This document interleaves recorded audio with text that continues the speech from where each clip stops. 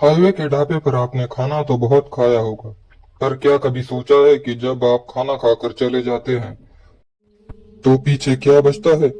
Dark diary की आज की कहानी है 19 साल के सूरज की, जिसकी किस्मत उसे अमावस्या की रात को एक ऐसे ढाबे पर ले आई जहां काम करना महज नौकरी नहीं, मौत के साथ समझौता करना था। आज रात नियम ही आपकी जान बचाएंगे। मेरा नाम सूरज है। शहर में काम नहीं मिला तो हाईवे के इस पुराना मोड़ ढाबा पर वेटर की नौकरी मिल गई। मालिक ने पहले ही दिन कहा, बेटा यह तनख्वाह अच्छी है, बस अमावस्या की रात को ये डायरी अपने पास रखना और इसमें लिखे नियम मत तोड़ना। मुझे लगा बुढ़ा मजाक कर रहा है, पर आज मेरी पहली अमावस्या की रात थी और मालिक शाम होते ही ढाबा मेरे भरोसे छोड़कर चला गया। रात के 12 बज रहे थे। चारों तरफ घना कोहरा था। मैंने डायरी खोली। पहले पन्ने में लिखा था, नियम नंबर 1, रात के 1 बजे के बाद अगर कोई बिना सर वाली परछाई दिखे तो उसे पानी मत देना, चाहे कितनी भी विन्नती करे। ठीक 1 बजकर 15 मिनट पर एक आदमी काउंटर पर आया।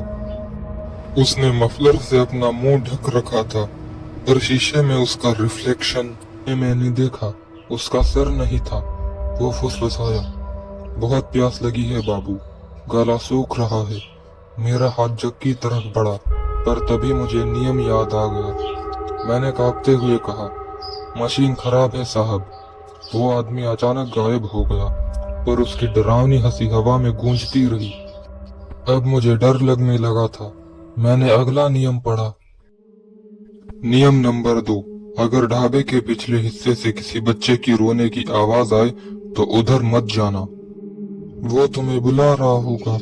तभी पीछे के स्टोर रूम से किसी के सिसकियों की आवाज आने लगी, भैया बचा लो, अंधेरा है।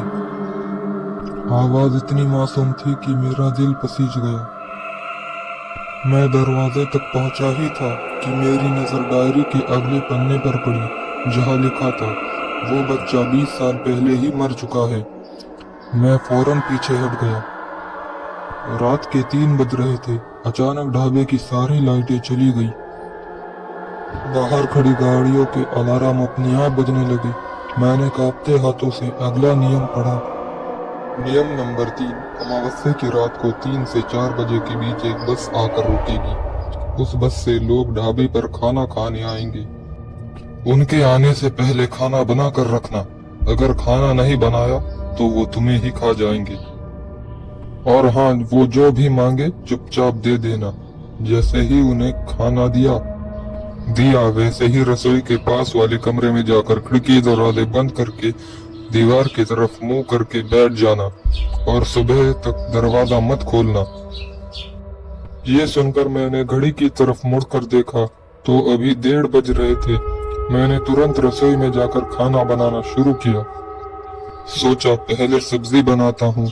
ये सोचकर मैंने सब्जी बनाना शुरू किया। सब्जी लगभग बन के तैयार ही हुई थी। दूर से 2 धुंधली लाइटें आती हुई दिखी। एक जली हुई बस ढाबे के बाहर आकर रुकी। बस के अंदर से बहुत ही अजीब से लोग बाहर आकर खाना खाने के टेबल पर बैठ गए। मैंने उनकी ओर मुड़कर देखा तो उनका पूरा शरीर जला हुआ था। उनकी हड्डियां तक दिख रही थी। ऐसा भयानक नजारा देखकर मेरी रूह तक कांप गई। उन्होंने कहा, जल्दी खाना ला, बहुत भूख लगी है। मैंने सुनकर कांपती आवाज में कहा, अभी लाता हूँ। सब्जी बन के तैयार हो गई थी। मैं चुचते पड़ते रोटियां बनाने लगा। मेरे हाथ कांप रहे थे। मैं पूरा पसीना पसीना हो चुका था, पर मैंने रोटियां बनाना बंद नहीं किया।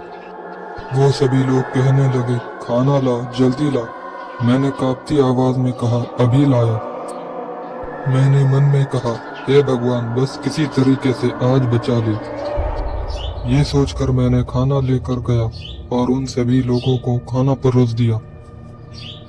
नियम में जैसा लिखा था वैसे ही उस कमरे में जाकर खिड़की दरवाजा बंद करके एक कोने में जाकर बैठ गया।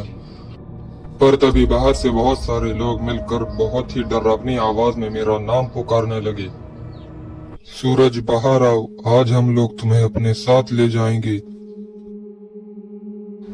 बाहर आ सूरज, वरना हम अंदर आ जाएंगे। ये सुनकर मैं डर के मारे थर थर कांपने लगा। मैं मन में हनुमान चालीसा पढ़ने लगा। मेरे होंठ कांप रहे थे, पर फिर भी मैं रुका नहीं। मैं दरवाजे से कुछ दूरी पर बैठा था, तभी वो लोग दरवाजा जोर जोर से पीटने लगे। मुझे लगा जैसे मेरी मौत दरवाजे के बाहर मेरा इंतजार कर रही है।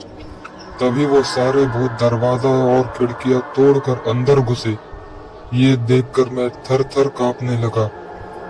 मैंने रोते हुए कहा, प्लीज मुझे छोड़ दो, मैं फिर कभी यहाँ वापस नहीं आऊंगा इस ढाबे पर। तभी उन्होंने कहा, अब तुम यहाँ से वापस नहीं जाओगे, अब तुम भी हमारी बस का हिस्सा हो। ये सुनकर मेरा दिल मानो मुंह को आ गया। मैंने रोते हुए मन में सोचा, हे भगवान, मैंने कभी किसी का साथ बुरा नहीं किया, फिर मेरे साथ ऐसा क्यों हो रहा है। पर मैं इतना डर गया था कि मैं वहीं पर बेहोश हो गया था। जब मेरी आँख खुली तो मेरे सामने ढाबे का मालिक खड़ा था। मालिक ने कहा, ओह, तो तुमने सारे नियमों का अच्छे से पालन किया, इसलिए तुम्हारी जान बच पाई। मैंने इस कमरे को अभिमंत्रित किया था। वो कमरे के अंदर तो आ सकते थे, पर कुछ कर नहीं सकते थे। मैंने मालिक से कहा, मैं ये नौकरी छोड़ रहा हूँ, मुझे मेरे आज के पैसे दे दो। मालिक ने कहा, ठीक है। मालिक ने पैसे देकर कहा, आखिरी नियम तो पढ़ लो। मैंने डायरी खोलकर आखिरी नियम पढ़ा, तो जैसे मेरी आंखें बाहर आ जाएंगी। नियम में लिखा था, अब तुम यहाँ से कहीं नहीं जा सकते। अब जब तक तुम जिंदा हो, यहीं पर रहना होगा। अगर जाने की कोशिश की तो तुम मारे जाओगे। मालिक ने कहा, अब अगली अमावस्या की तैयारी करो। मैं आज भी उस ढाबे पर हूँ, भाग नहीं सकता, क्योंकि डायरी के आखिरी पन्ने पर मेरा नाम लिखा है। अमावस्या की रात को अगर आपको कभी हाईवे पर रुके तो गौर से देखिएगा। वो वेटर जो आपको खाना देने के बाद रसोई के पास वाले कमरे में भाग जाता हो, अगर ऐसा कोई मिले तो वो शायद मैं ही हूँ। अगर आपको डार्क डायरी की कहानियां अच्छी लगे तो लाइक एंड सब्सक्राइब करें। मिलते हैं अगले खौफनाक पन्ने के साथ।